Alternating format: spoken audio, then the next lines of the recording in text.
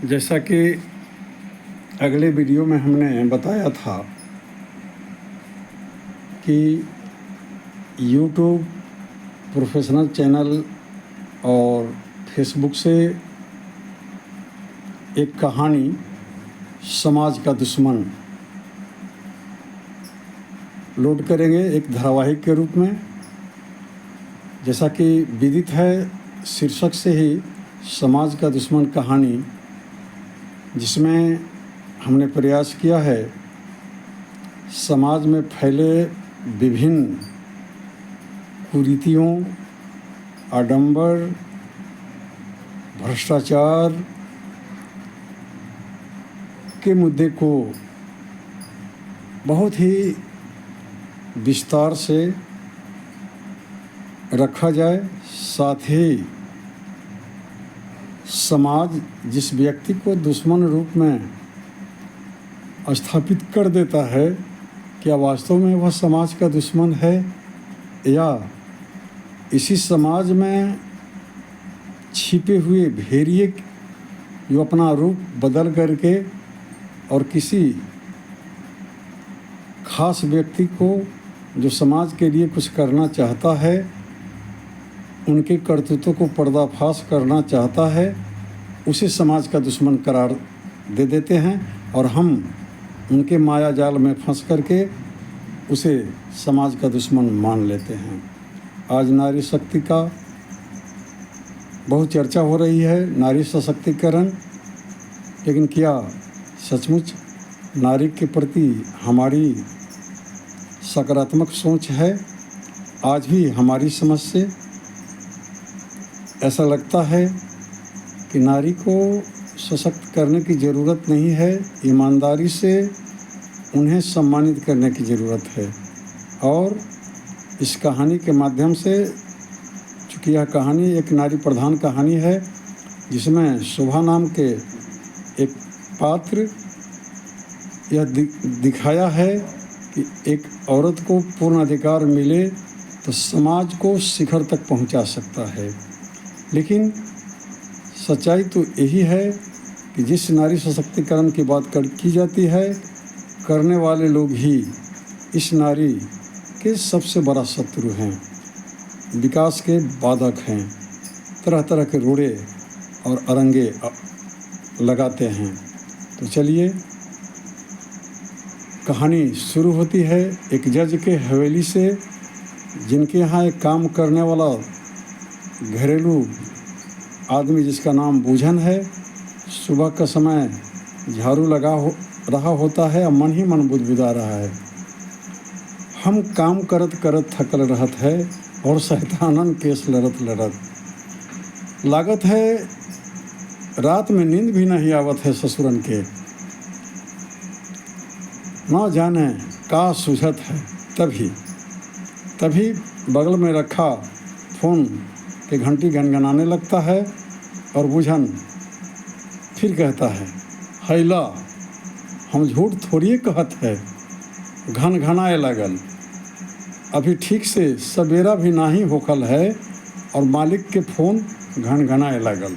कोई ससुरा हुई हैं जो मालिक से तिगरम बतियाई हैं, दाव पेंच अगरम बगरम, और जाकर के फ़ोन उठाता है।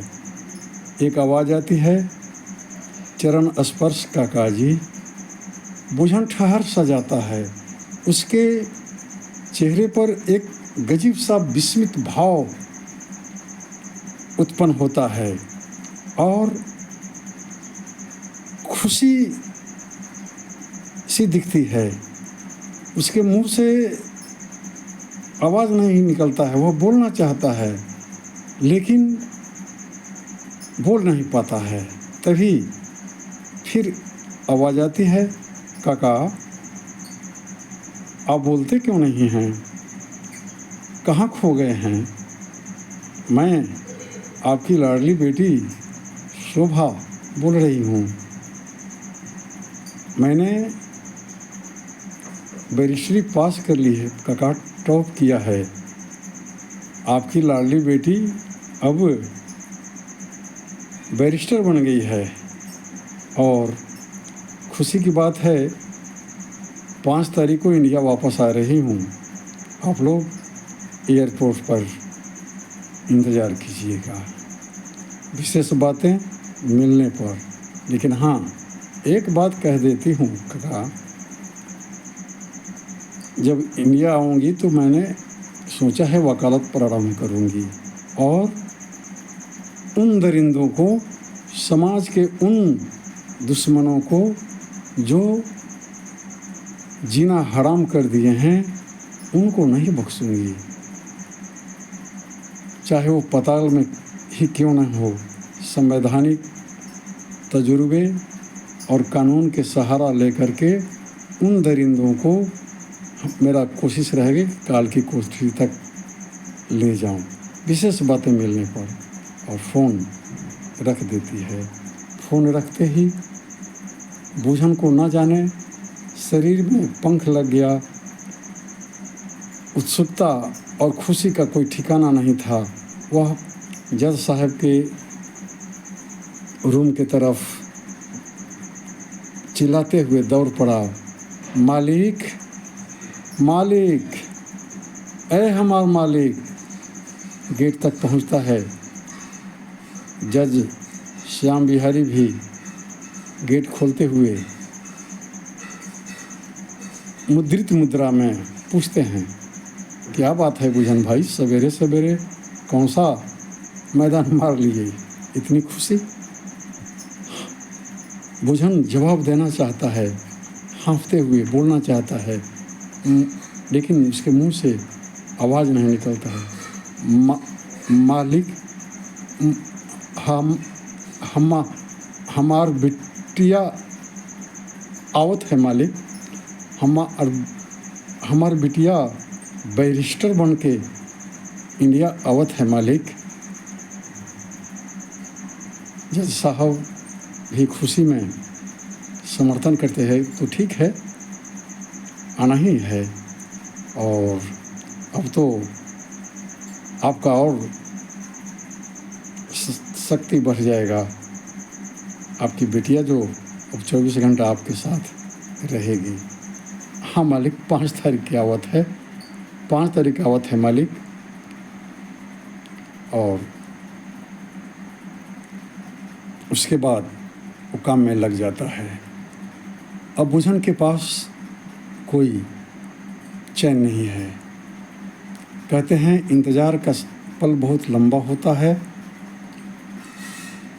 उसके ज़हन में एक ही बात रहता है, 5 तारीख, 3 दिन है, 3 दिन 3 वर्षों के समान बीत रहा है। और हर समय वह एक ही सीन देख रहा है, हमारी बिटिया आवत है, सुबह आ रही है, सुबह आ रही है। और बार बार जज साहब से पूछता है, मालिक 3 दिन में हमारी बिटिया आवत है ना, आज 2 तारीख, 2 दिन बीत गए ना मालिक। और इस तरह से 5 तारीख भी आ जाता है। 5 तारीख की सुबह ही बुझन जज साहब के दरवाज़ा खटखटाता है, मालिक आज 5 तारीख है ना, हमारी बिटिया आवत है ना, आज ही आवत है ना। जज साहब कहते हैं कि हाँ बुझन भाई, सुबह आज ही आ रही है। तो हम तैयार हो कहते हैं, मालिक ड्राइवर साहब के भी बोल देवत है, आप भी तैयार हो जाता है। हाँ हाँ, हम तैयार हो रहे हैं, अभी समय है, घबराने की ज़रूरत नहीं है, हम लोग समय पर एयरपोर्ट पहुंच जाएंगे। ऐसा जज साहब आश्वासन देते हैं। लेकिन पूजन को चैन कहाँ है, बस उसे तो एक ही लक्ष्य दिखाई दे रहा है, हवाई अड्डा। समय होता है, ड्राइवर गाड़ी निकालता है, दोनों तैयार होकर के गाड़ी में बैठते हैं और हवाई अड्डा पहुंचते हैं।